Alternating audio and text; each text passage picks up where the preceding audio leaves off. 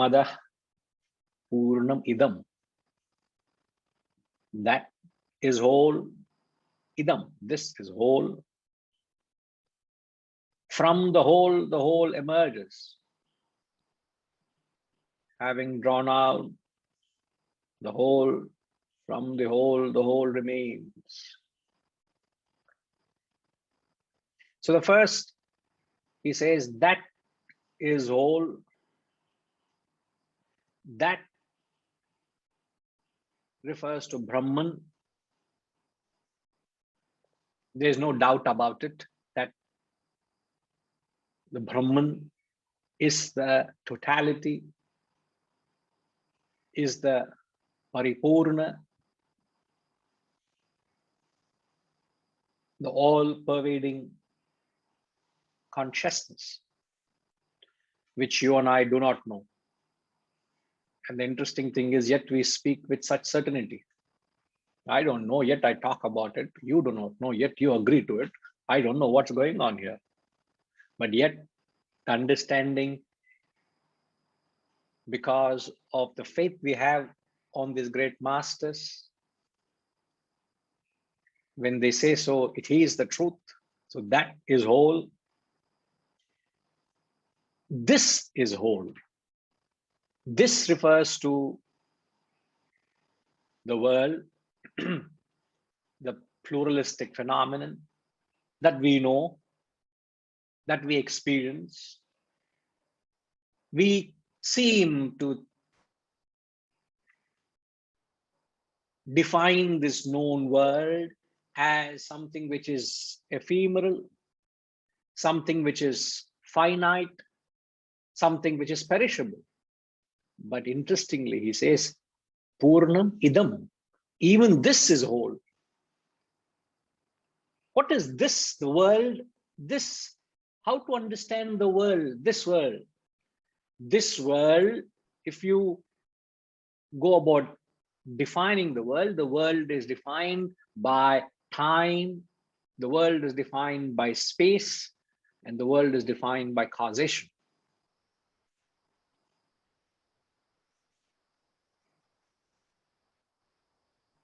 So the world is time, space, causation. And what is the characteristics of time, space, causation? Time is eternal. You can go backwards and backwards and backwards. As long as your intellectual capacity can draw you, you can go back and back and back in time. And you can keep going forward and forward and forward. And you just want to know how forward you can go. You just keep swiping your calendar on any instrument. You take an iPad or a phone and go to the calendar and keep swiping to the left. 2021, 2025. And if your instrument doesn't hang and if your finger is fast, it will soon become 2050. It will become 2100, 2500. It can go on. I don't know whether anyone have come to an end. Keep on swiping. You'll get tired of the calendar, but the calendar keeps on appearing. So the future also is unending. So time is eternal, means backwards and forwards is unending. Space is all pervading. That is a characteristic of space, isn't it? You can't confine it. You can't give it a name and a form. You can't confine it into the four walls, even though we say as hall space, oh, you've got a very large hall space. Oh, in fact, even your bedrooms have come pretty spacious. Huh? You've got a very lovely space. What do you mean, lovely space? There's nothing lovely about it. There's nothing conditioning about it. Space is indivisible. So space is all pervading. There's no end to space. You can't imagine an end to space. Can you? You cannot. So time is eternal. Space is all pervading, and causation is infinite. There's an infinite possibilities of permutation, not permutation combination, just the sheer cause and effect. Cause and effect of anything in this world, the chicken and egg is endless. The seed in a tree, one tamarind tree, how many seeds does a tamarind tree produce in its lifetime? Have you ever attempted? You know, what's the size of a tamarind tree? I'm just talking the one tree. A tamarind tree is large, and every fruit has got X number of seeds. And what is the potential? Each seed has a potential to produce a tree which produces infinite seeds, and that each infinite seed can produce infinite. So it's ad infinitum.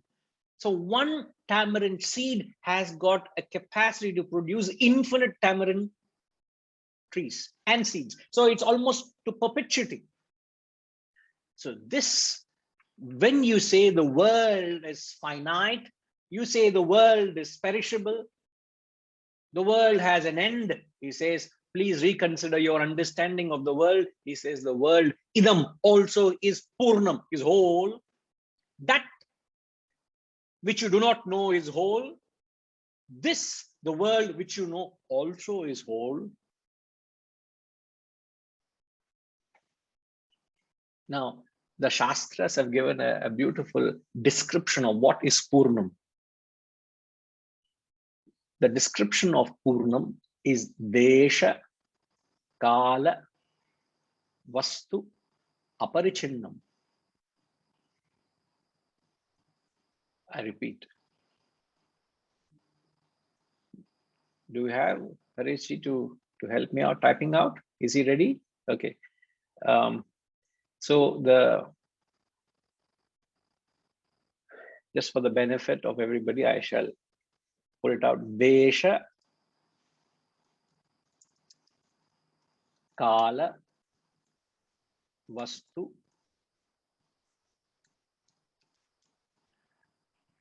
Aparichinnam. Now, what does this mean? It is space, time, things, unlimited. So this is the definition of Purnam. Desha, Kala, Vastu, Aparichinnam. So there is a certain limitlessness to space, time, and things, which is what is, we have said, as the world is defined as time, space, causation. So I've just given a brief insight into what the term Purnamada, Ada, as I've said, is that. Purnamidam is this. So Purnam, that the unknown Brahman is whole, is infinite. The known world also is infinite. This is the characteristics.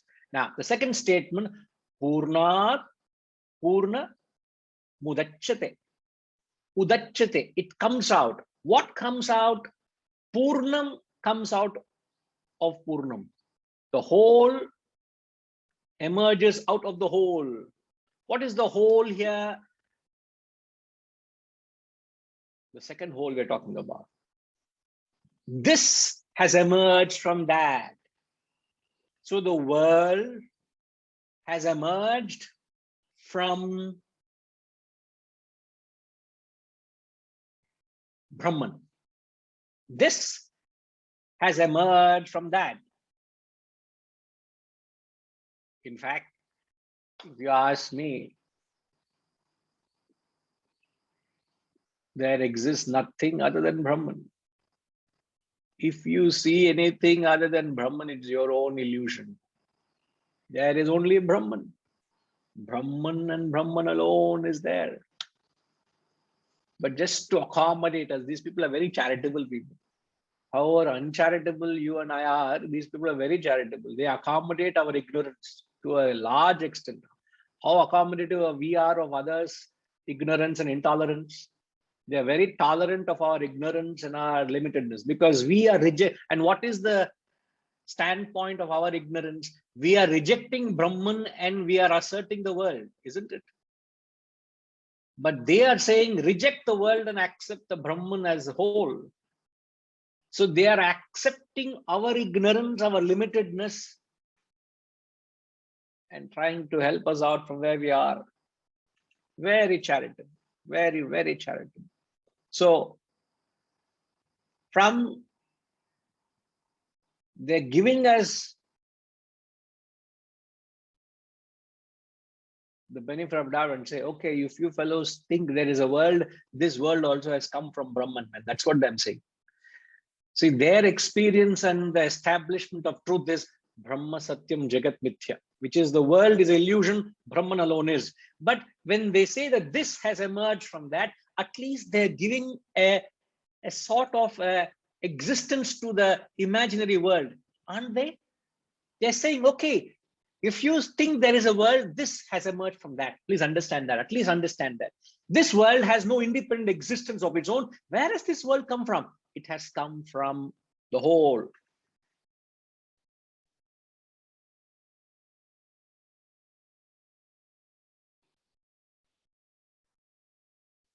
That clarifies the second half of the first statement.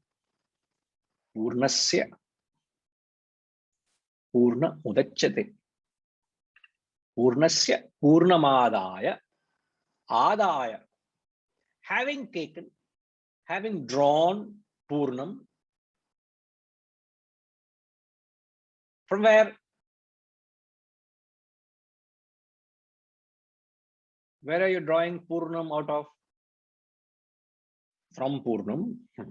There's nothing else in this verse to get confused. Having drawn Purnam out of Purnam, having drawn this from that, Purname Avashishyate. Avashishyate means remains. What remains? Purnam alone remains. If you get into, and this is just the invocation, the text has not begun. Huh? And if you get into the real spirit of it, it invigorates you. It's just so exciting. I'm not talking of an intellectual excitement. I'm just talking about the sheer grandeur of what they are talking, the sheer elevated state they are in. It's just, you feel only one emotion comes to me. You know what emotion? I'm very envious of these people. How come you are at that state? I also want to reach that state. I want to be very selfish to get to that state. Why should? In fact, the only selfishness that is granted is this. The only desire that is permitted is this. The only thought you can embrace and be selfish about is your spiritual growth. Rest of it, let it go. There's nothing wrong in being selfish for your own spiritual growth. And that thought of wanting to grow and reach yourself, in fact, is not selfish at all. Now, what he's saying, having drawn the whole from the whole, what remains is the whole. Now, simple example. There are enough examples I'll give you just to enunciate what that means, but it'll help to understand the concept. When the snake has come out of the rope, does it make the rope any less? Any number of snakes have come out of that one rope, but does the make rope any less?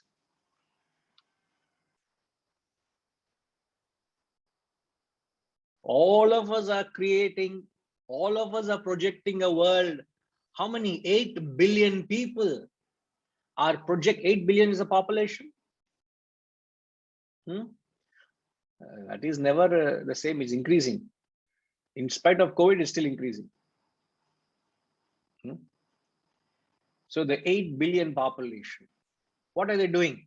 8 billion times they are projecting the world.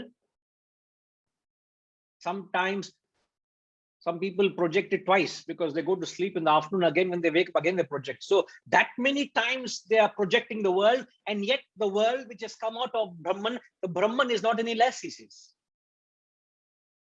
So there is a cause and effect relationship here as well.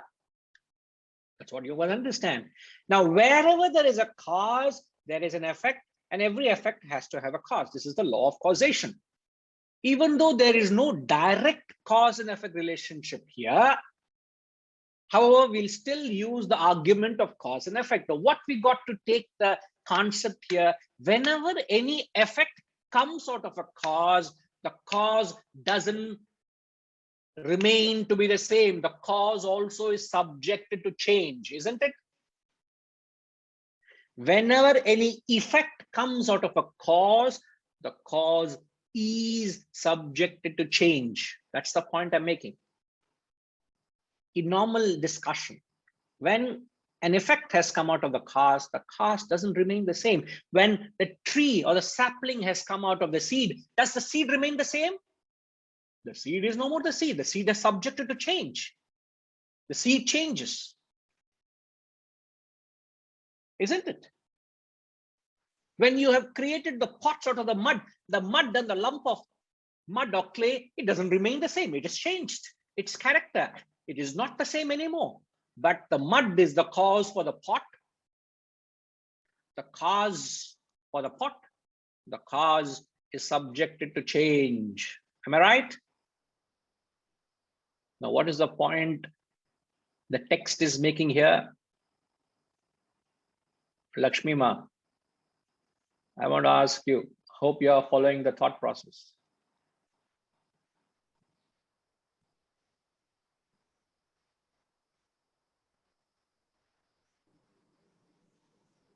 When the cause comes out, it's subject to change, but the effect, but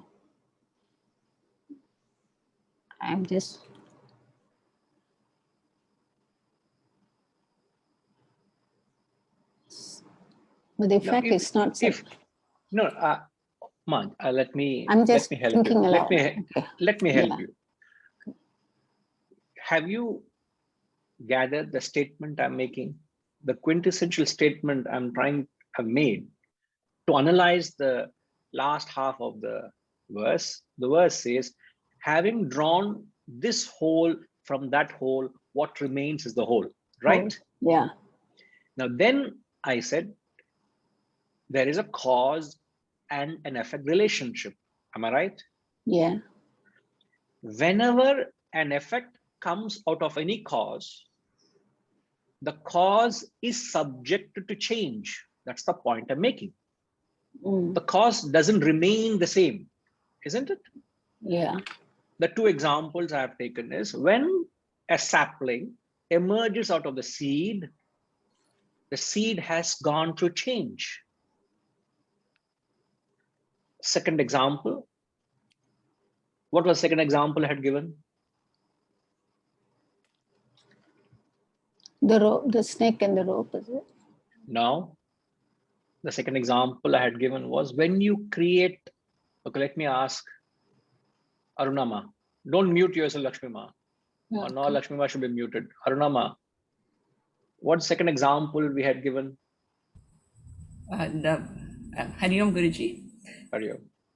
The pots and coming out from the mud. The pots and the mud. Yeah. So what happens in the second example? It's only the form that changes. The mud remains in the pot as well. Oh yes, but has not the form of the mud or the clay gone through change? Yes. It has gone through change, isn't it? Oh, okay. So that is the point we're making. Whenever an effect has come out of a cause, the cause is subject to change, must go through change. Now the question is, now I know you're following Arunama. Lakshmi Ma, to that extent, she didn't follow. So yes. You have lost some points here. Huh? Never mind. Yeah, okay. Yeah. I know you'll catch up. Now the question I'm asking Lakshmi Ma is, how do you apply, does this statement apply to the context of the verse? Purname avashishyate. How do we apply this? No. Does that statement apply in the context? Yeah, that means Brahman. Yes or no? Yes or no? Yes. So whatever happens, Brahman is the all-pervading thing. Whatever happens, nothing changes cause and effect happens on it. No. What we are saying, when an effect happens, the cause is subject to change. Have you got that concept right? Once you understand, it's very simple. Yes. Now, is that principle applicable to the context of the verse?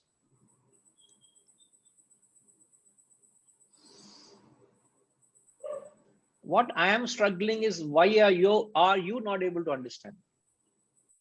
It's straight. Isn't it straightforward? Simple. I thought I understood, but I think I misunderstood. Then I have done my job well. That is my job. No, my job is to come and just stir up your thoughts and confuse you all. And then I say, again, I'll say, and also I'll say Purnamada, Purnamidam, as if I am very polite and very, kind, and I'll do my job and I'll go. In confusion. The Purnam, the illusion comes from where? From Brahman. From Brahman, yeah, from Brahman. So both are Purnam in their own ways. Yes. So maybe when you hear from a sweeter voice, you'll understand. I know where the problem is. Arunama, please explain to her, and she'll understand. Please. Yeah, you can speak, ma. Guruji, I do not know what you are expecting me to explain. What I understood is everything is in the.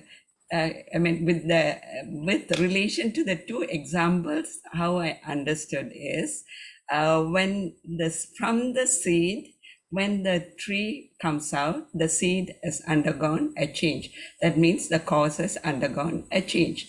Another example that you told is the mud. From the mud, when you make the pot, the mud is undergoing a change. Thereby, the cause is undergoing a change. So the effect is undergoing a change. So from the mud, when you make different kinds of pots, I think the mud, what I understood is each time it is undergoing a change. That's what I understood. Yes. Now bring it to the context of the verse. Is it applicable to the verse? It is not applicable to the verse. That is the point. See, instead of being straightforward, I'm trying to explain the concept so that the understanding becomes grounded. So you become grounded in understanding. I can make a statement and keep moving. I'm not doing that. You confused us, Guruji. Have I? No, we were thinking how it relates to the verse in that way, so that's why I was getting lost that way. See Gayatri Ma, can we have the translation?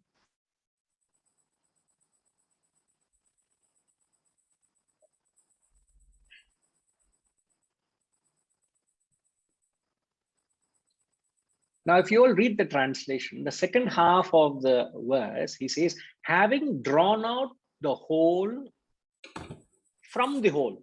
What have you done? I have taken the first whole is this, which is the world. Having taken the world out from the whole, which is Brahman, the whole alone remains. So having taken this world out of Brahman, the Brahman is not any less. Brahman still remains to be Purnam.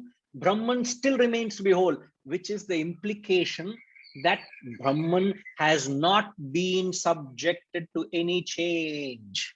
That is why we say the Brahman is changeless.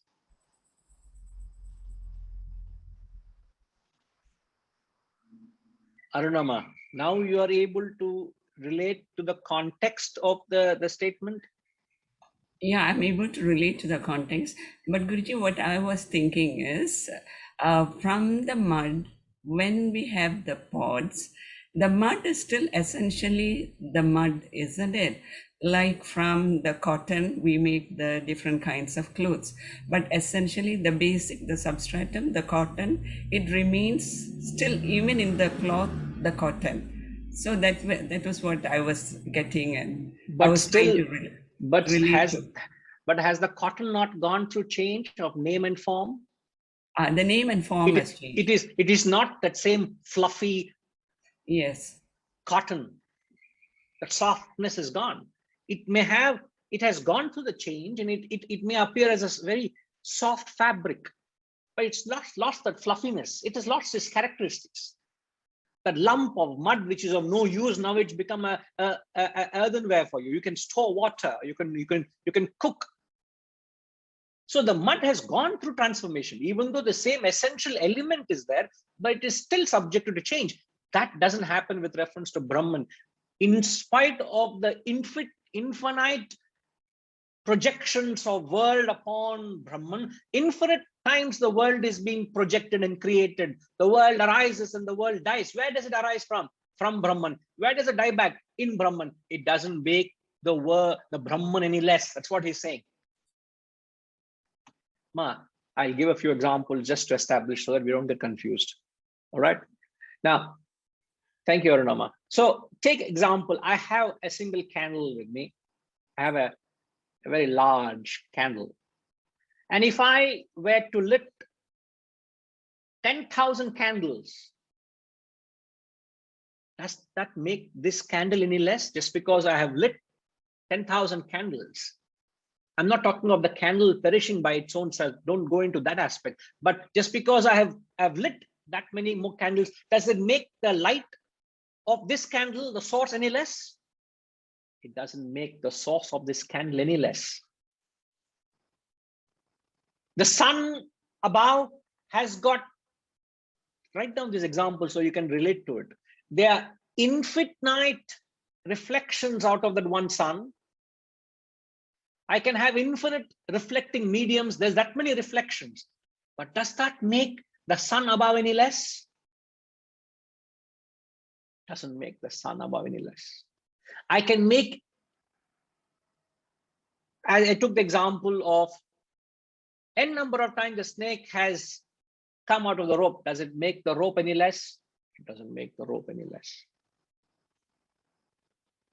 Now, Tirupati,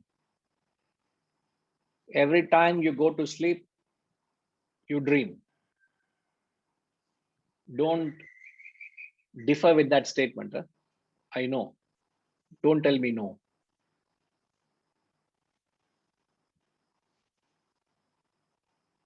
Em Tirupati unnara? Tirupati poyara?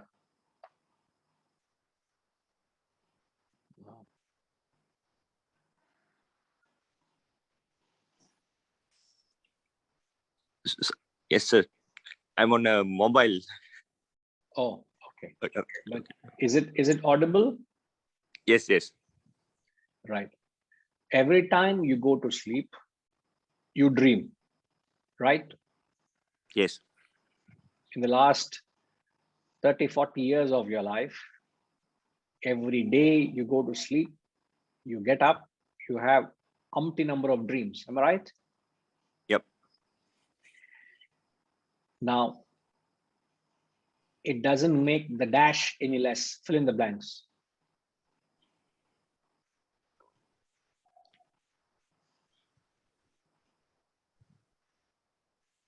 You follow the question?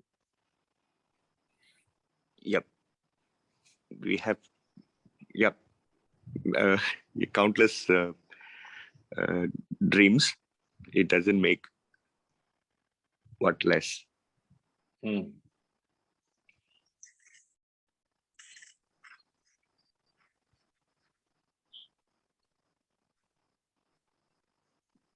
No, sir. I can.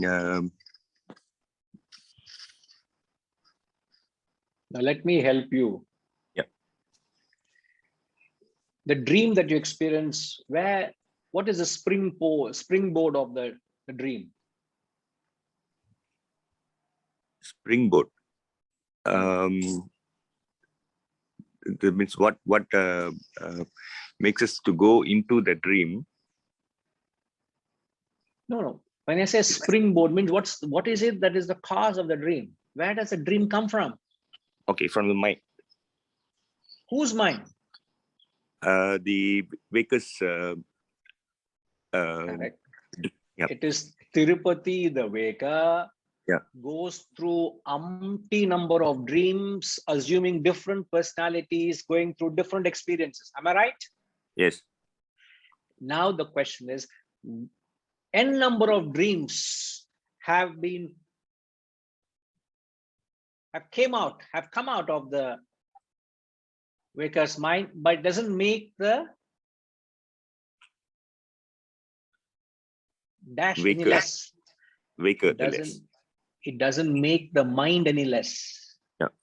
It is not that your mind has become little lighter because I have dreamt of certain thing and I've exhausted the desire in the dream. No, you cannot exhaust the desires in the dream. So your mind will remain to be as wholesome, as complete as it was before the dream, as complete as after the dream. So the Excellent. mind doesn't remain, doesn't become any less in spite of the number of dreams the waker's mind has projected, isn't it? Yep. So that's what I wanted to get it Okay. out of you. So Perfect. that means that, yeah, there's the Purnamidam, that means this, which is the world, including the imperishable waker, is also complete. Waker's mind. In the example of the philosophy. Yeah, philosophy, yes. The philosophy, what he's saying is this world, including the waker. When you say this, which is the entire waking experience of yours, this also is whole. That's what he starts by saying. But when I've taken this whole from that whole, what remains is the whole. So he's talking of Brahman. The Brahman doesn't become any less. So the cause is Brahman. The effect is this waking world. The waking world remains, sorry, the Brahman remains whole, he's saying. You get it? Yep. He's earlier qualified in the invocation that this also is whole, which we said as time, space, causation. So time is eternal, space is all pervading, causation infinite. We have made that statement. In fact, when you say causation, time, space, causation, eternity, all pervasiveness, and infinity are characteristics of what? Aren't they the characteristics of Brahman? Brahman, yeah. That's what it is. So this is what he's saying. Thank you. The infinite, yes, perfect. Infinite has emerged out of infinite. What remains is infinite. Even mathematically, we can prove it. If you were to, I wish I had a board and just to put it out there for you.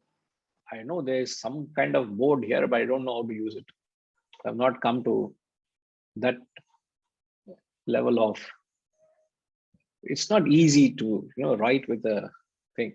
But just imagine, if you were to put a mathematical equation, 1 + 2 + 3 + 4 + 5 + 6 + 7 + 8 + 9, blah, blah, blah, blah, blah, plus to infinite, one line, the top, the numerator.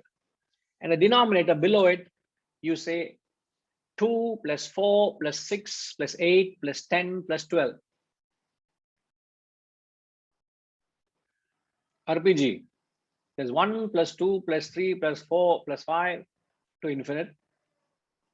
Below that, you have all the even numbers, 2 + 4 + 6 + 8 + 10 to infinite. So if you subtract the even from that numerical number, so 1 to infinite, what comes out of it? Infinite. What infinite? What is that comes out? So when you're saying, so if you add up all the numbers. I'm not telling you to add up. Oh, okay. I'm saying there's a list of 1 to infinite, and Mhm. there's a list of all even numbers from 2, 4, 6, 8, 10 up to infinite. So if I subtract So if this you from that, remove, yeah. so yeah, okay. Simple subtraction. You'd If I have the remove odd this numbers. from that, what is that list that remains? You'd have the odd numbers. Say that, please. Odd Just to be numbers. very clear. What are that? You'd have 1, 3, 5, 7, up to n odd, whatever that is. Up to infinite, isn't it? Yeah. So I have taken infinite out of infinite.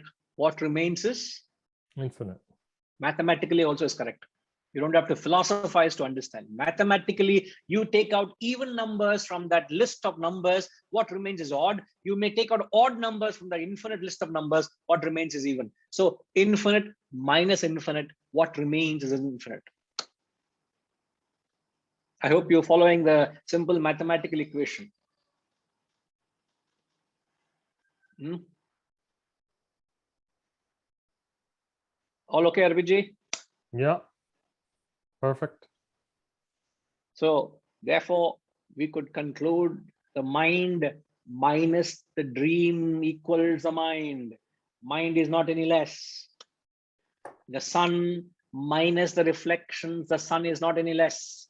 Mind minus the dream equals mind. Simple. Sun minus reflections equals sun. Rope minus the snake equals the rope. Brahman minus the world equals Brahman. Avashishyate. What remains is the whole. Adaya, remove the whole from the whole. What remains is the whole. You must only feel a sense of wholesomeness, because it's all whole we are talking. Huh? Yes, Hariji. Enough concern. I'm very afraid when Hariji raises hands, because something has to be wrong. I must have said something wrong somewhere. He's like a scanner. He'll pick up something. Solongo, Chapan sir. Guruji, can we, Hari Om, can we say that when the cause changes with the effect, only if the cause and effect are different? In case of the tree, the seed is different from the tree. Whereas in case, if the cause and effect are the same, like this and that, then there is no change in the cause. It remains as the cause.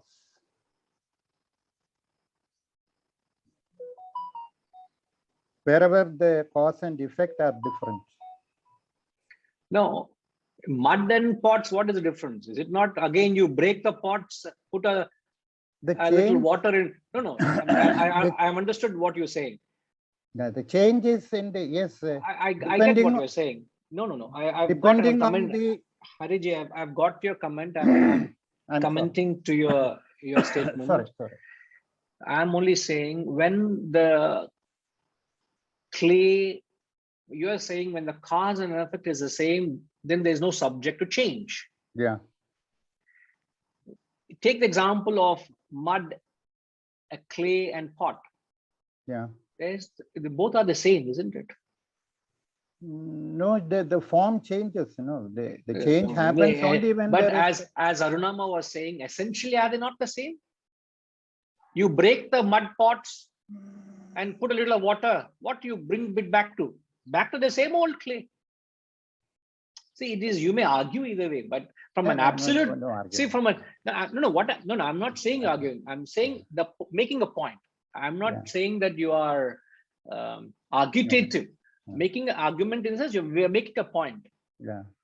So what I'm trying to say is, from an absolute level, everything is Brahman. The cause is Brahman. The effect is Brahman. Everything is Brahman. The efficient cause. Yes. So therefore, what, if you carefully heard me, I made a point. The masters are very charitable, very accommodative to the illusory world that we have projected. And then they are trying to tell us and say, okay, you fellows have created a world, you have projected an illusory world. They are saying that also is Brahman, man. And then I've clarified it is time, space, causation, what that is. It is all characteristics of Brahman here.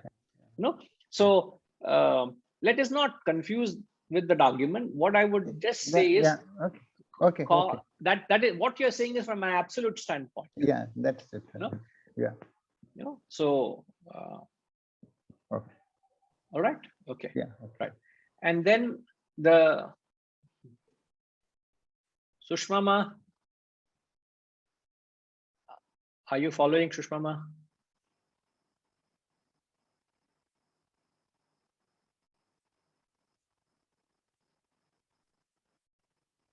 Yes, Guruji. Samajh rahe ma? Are you following? Hari Om? Yes, Guruji, I'm following. All good? Yes. Thank you. Right. Wonderful. Wonderful. RPG, how many chole bhature you had for dinner today? You all were wondering why I'm asking this question. Because he sent me a private message saying, feeling paripurna. Therefore, my question is, how many chole bhature he had for dinner? That's where you feel. Only Hari Om Guruji, only chole no bhature. Ah, see, I caught it. I caught you. And very just to the 80% mark. Oh, okay. So you left 20% for Left dessert. 20% for this class. Oh, okay. Oh, I thought To get dessert full. follows So after the now I'm class. full. Now I'm full. I'm Now whole. you're feeling full. Now I'm you're whole. whole. Okay. Oh, Yeah, now yeah. I'm whole. We can see it in the picture also, you know. We can see the wholesomeness. Wonderful, wonderful. Right. So then as tradition, every invocation concludes with a chant of mantra where we say Shanti.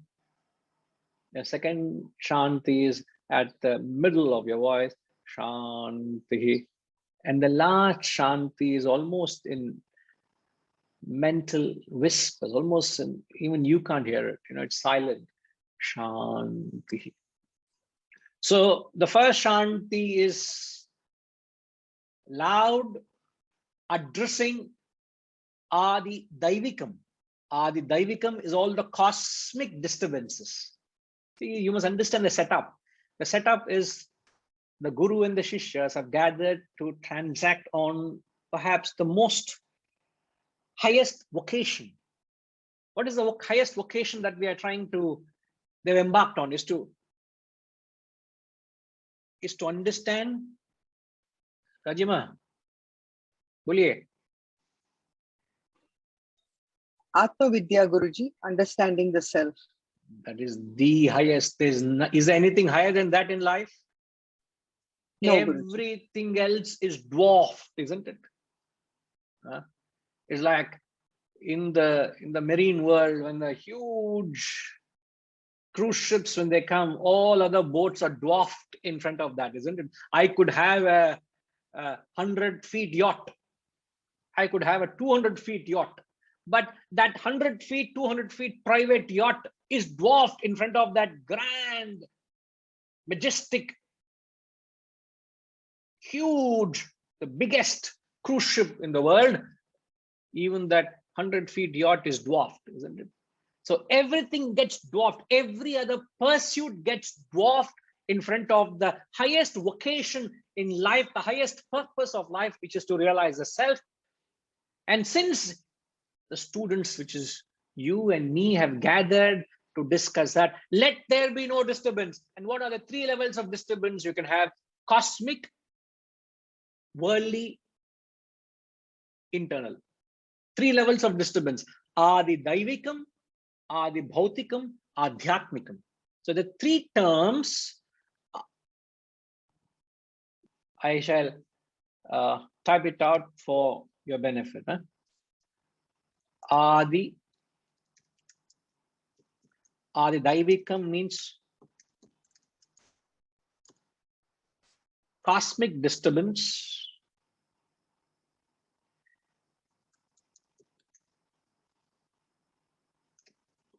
Adi Bhautikam is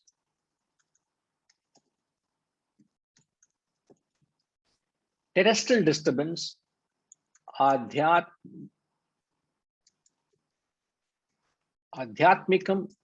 means internal disturbance.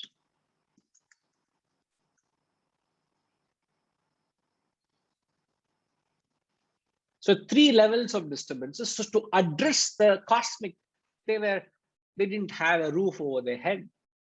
They were exposed to nature. So it's almost a commandment. We are on something so auspicious. We are doing something so divine.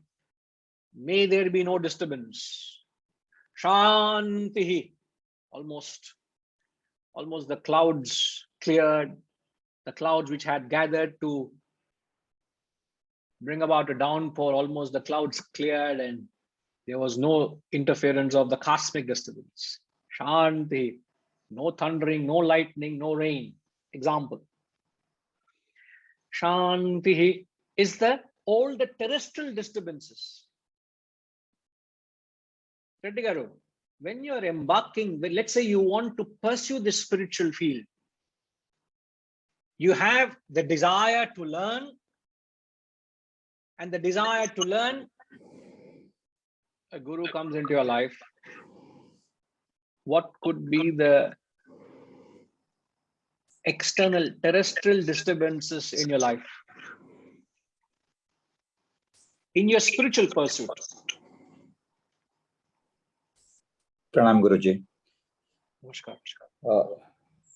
Definitely, Guruji, when the Guru comes into the life, it definitely ripples the current, the style, I can say the word, the life which we are going through. And that definitely creates a disturbance. Means we have been flowing in one direction. The Guru's presence makes to divert the direction, or it could be change our thought process or understanding the new dimension to the life. Will make a difference. There's a Guruji presence in the thing. Right. I don't know whether you got the question I'm asking. Yeah. The question is, there is a setup of a guru and shishya, right? There is a spiritual union, a spiritual relationship. The guru is guiding the shishya in their journey. So in the spiritual sadhana, I'm making it broader than just a mere classroom structure. When you are in this spiritual journey, what could be the disturbances that can take you off the path? Because Shanti, the second Shanti we are chanting is to address those disturbances, isn't it? The first was the cosmic disturbance. You may say, how would I have control over cosmic? You may say it's very poetic. It's not literally. Yeah. Yes, Guruji. I just got, if I understood rightly, that is terrestrial disturbances. We're talking about our mental disturbances. The third is internal. Internal. Terrestrial disturbances are Circumstances. The worldly affairs. You are very, very charitable mood today. I don't know. Either it could be confusion. That is the reason. Otherwise, that answer would have been very clear. What is a terrestrial disturbance? You would say, sir, with reference to me, my wife, sir, it starts there. Where else do I go? See, everybody is laughing when I said that. Want to utter I know you are very diplomatic because she may be hearing this around. So what could be the disturbances that could come and dislodge you from your path? So to all that you say, I could have some, health issues. By health again maybe comes to internal. Let's say I have too many people around me. Yeah, the circumstances, Guruji, the journey where we are going through, how Right. the environment is impacting. It could be in a weather, it could be anything which is natural calamities. It's all comes into the terrestrial. Will No, it not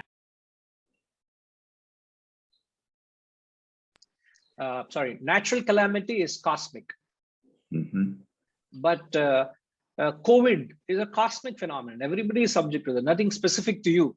You're also in same COVID. I'm all subject. Everybody is going through COVID. It's a cosmic thing. But when it comes to terrestrial, it is still subjective. Like your circumstances. Yeah. You could have a challenging time in your work environment. Your manager could be creating a lot of problems for you. It may not be the same case with your family could be presenting a challenge to you. Example, please don't mistake me. So the terrestrial disturbances are very subjective, the experiences you're going through. But Guruji, can it be a subtle difference between the Adi Bhautikam and Adi here we're talking about terrestrial disturbances to the internal disturbances. Both are just close by in terms of what one go to. No, terrestrial disturbance is wife. Example. Internal disturbance is my desires, is my health. So, see, I could have a serious back problem. I can't even sit and lecture to you. That is my internal problem. What has it got to do with my wife? What has it got to do with my manager? What has it got to do with my family health? What has it got to do with my financial health? My back is hurting here. I'm not able to sit comfortably. That is my problem. I am frustrated with something. It's my problem. It's internal. So the reason I've asked is so that you clearly put a categorization of what these disturbances are. What could be the source of it? Ultimately, it's all internal, what you make of it. I'm going to come to that point, end of it. Ultimately, why are we saying Shanti, and how does it justify that these 3 chants will take care of 3 disturbances? I'll come to the point. But you got the thought process, sir. Yes, right. yes. Right. Amitama, can you tell me what could be your, no, we're not being personal here, but what could be when we say Adi Bhautikam, which is your terrestrial disturbances or challenges in life, with reference to the highest vocation? Hari Om Guruji. Yeah, so that was my question exactly. So it's great you read my mind. So here's my confusion. Terrestrial, could it be just your physical surrounding and your environment while you are embarking the study with your guru? So it could be, I don't know, internet, it could be power failure, as somebody mentioned. It could be people around you, the noise, distractions, but not circumstances, because circumstances is more your mental capacity, how you're managing the stress, how you're managing the thoughts that, should not interfere with you embarking on that physical time during that study.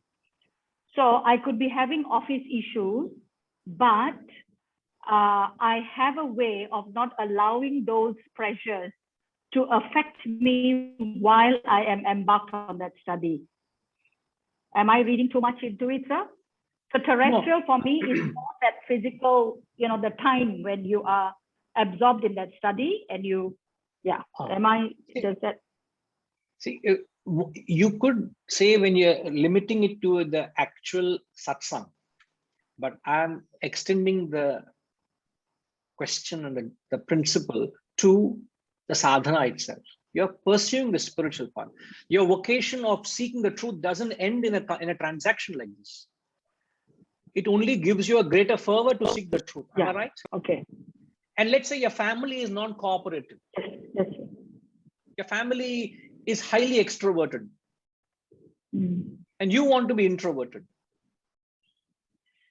Right. Isn't that a logistical challenge you have? How am I to go to whenever there's a holiday or an opportunity, my family wants to go to a club.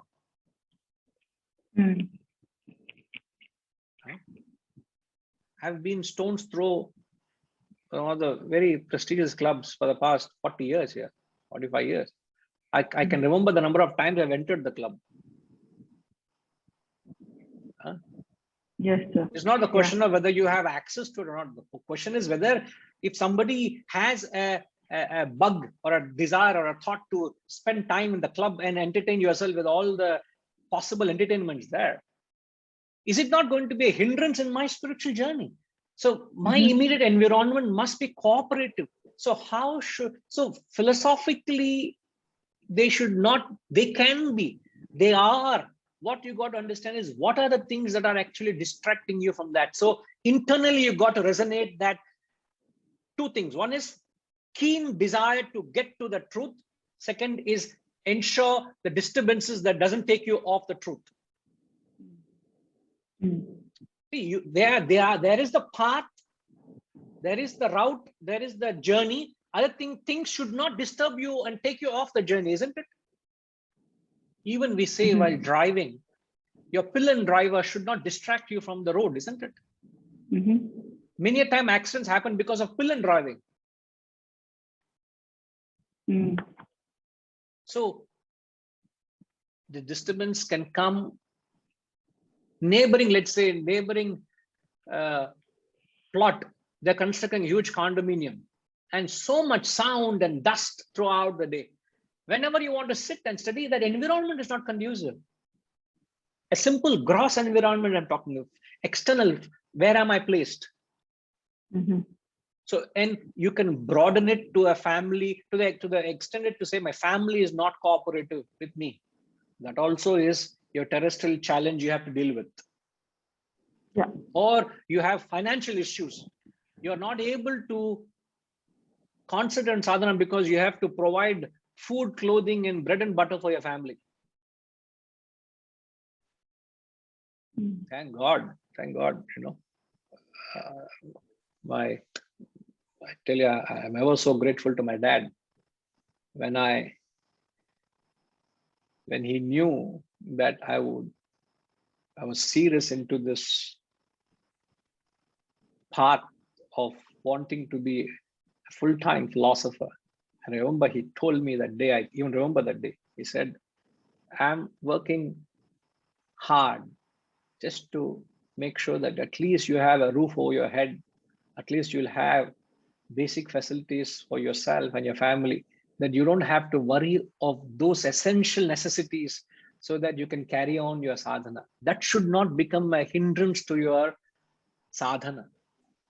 And he said that at a time where any parent would say, why should I've given you education, you go out and fetch for yourself, man. Which parent would think in that thought? Every parent say, I've given you education, now I'm there if you need help, but you take care of yourself. He didn't say that. He said, when I was, and this I'm saying 25 years ago, he said that to me. He said, you don't worry of your basic bread and butter. At least you'll have a place where you can call your home and there will be food for you. So imagine if that man didn't do that sacrifice for the vocation he had chosen, not as an attachment as a father-son. Every parent is attached to the kid. Tell me which parent is not attached. He did that for the path I've chosen. You may not be provided enough for your needs.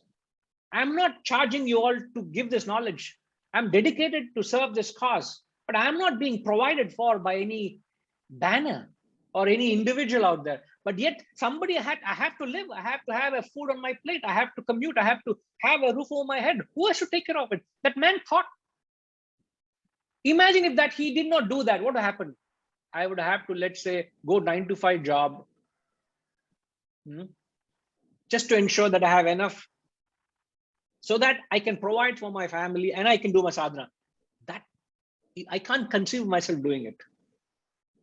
Can't think of myself going to 9-to-5 job. But if that's the dire situation where you have to end up, you will do that objectively. But I'm saying that could be a problem. Somebody could have a financial problem. I'm only trying to tell you what you have taken for granted may not be a granted for you. It could be a problem for somebody else.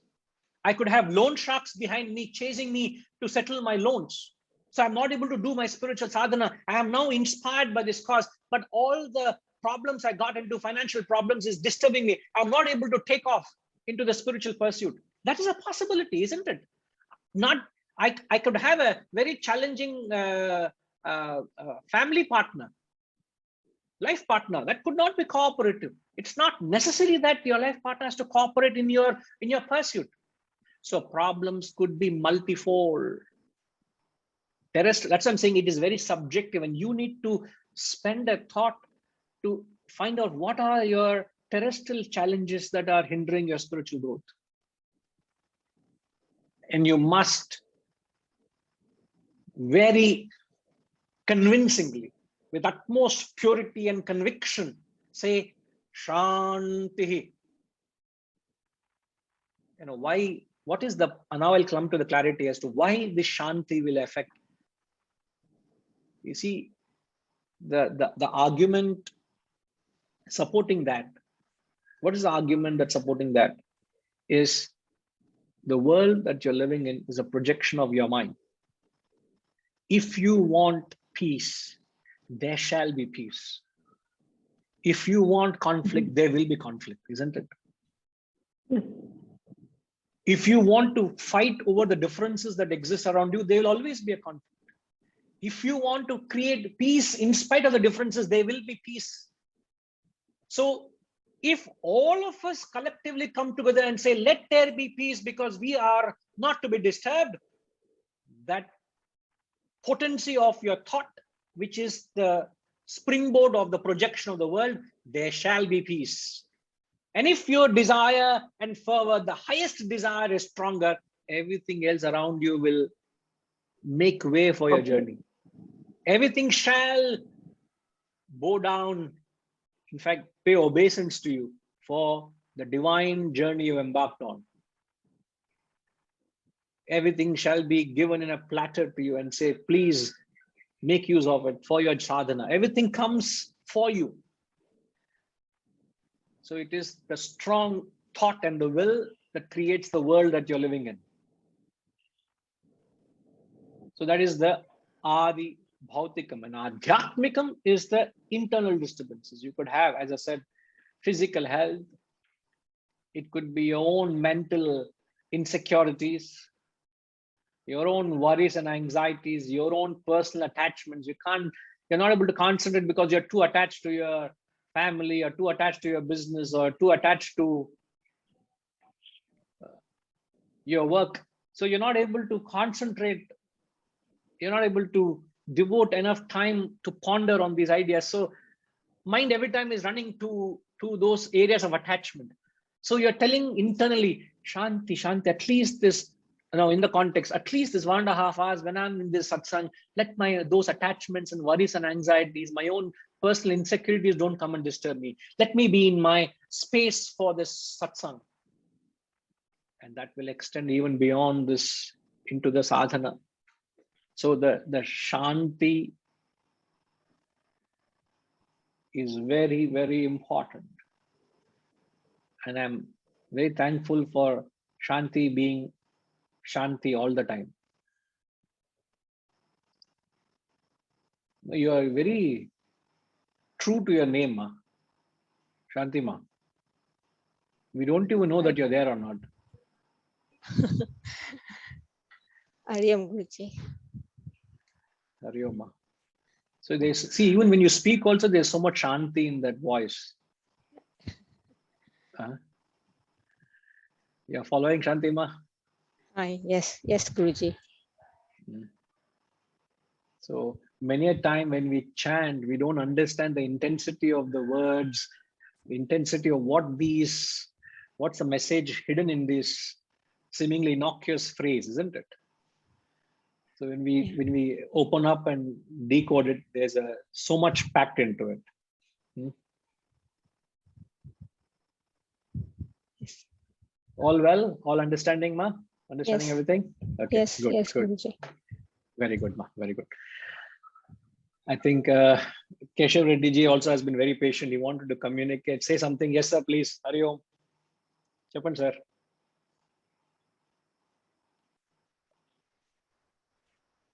Hari Om. Pranam, Guruji. Namaskar.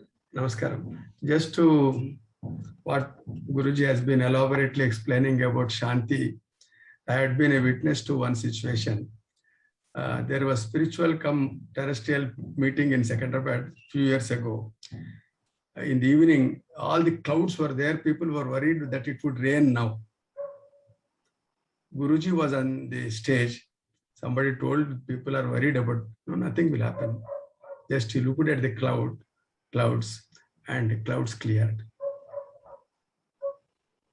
And as far as Adhyatmikam disturbance is concerned, I had a problem of my family, and I wanted to take a decision, and I went to Guruji and told Guruji, this is my problem. I intend to do this way. He said, don't do that. Had I done that, I would have regretted all my life. because I have not done that. Today I feel so comfortable and happy that Guruji made me Adhyatmikam. I mean, the disturbance was there, it was peaceful. Just I wanted to bring it to the notice of Guruji. Right. Thank So you. glad. Thank you, Ji.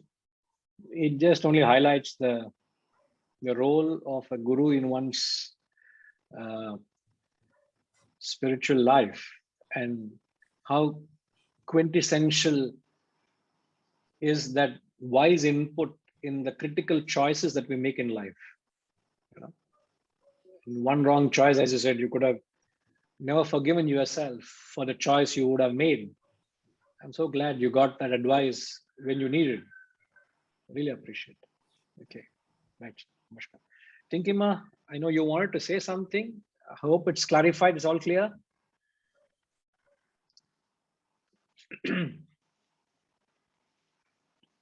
Ushama, ella okay va? Perfect.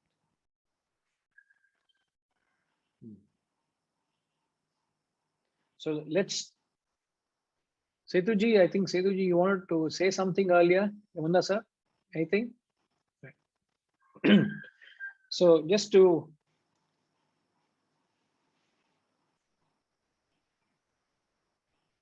Harish, all okay?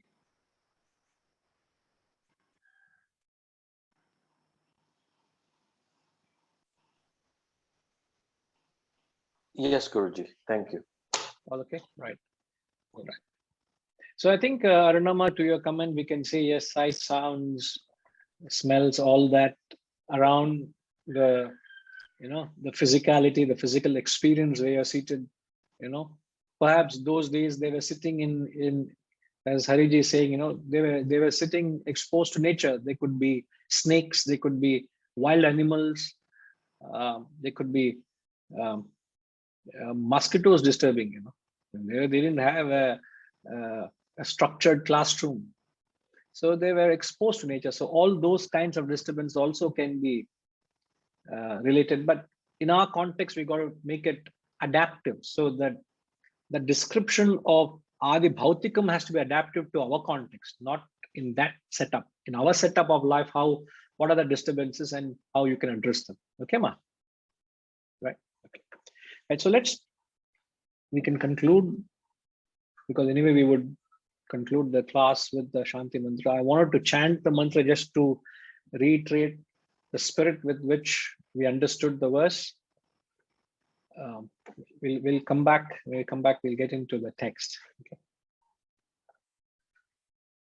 Om Purnamada Purnamidam Purnat Purnamudachyate Purnasya Purnamadaya Purnamevavashishyate.